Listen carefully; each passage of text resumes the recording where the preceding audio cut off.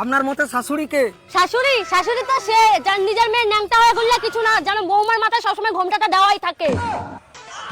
শাশুড়ি শাশুড়ি তো সে যে কথা কথা খোটা দেয় যে আমার ছেলের জন্য মেয়েদের লাইন লাগছিল, আর আমরা মনে হয় রাস্তায় বাটি নিয়ে বসেছিলাম ছেলেদের জন্য।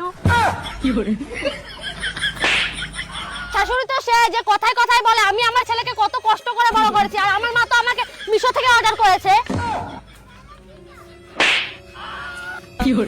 শাশুড়ি শাশুড়ি তো সে তার জামাই যদি তার মেয়েকে ভালোবাসে তাহলে সেটা রামলীলা, আর তার ছেলে যদি তার বৌমাকে ভালোবাসে তাহলে সেটা কালা জাদু।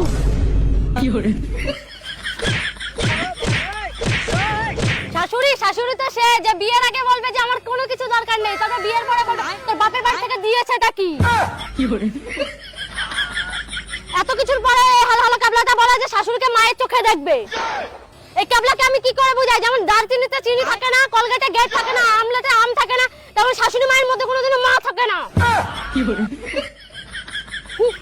এই তোর ঘর চল, তোরাই ঝবে, তোকে কইলি প্রেম করে বিয়ে করতে না, চল ঘর চল, তোরাই ঝবে, আরো প্রেম করে বিয়ে কর, হবে এই তোর।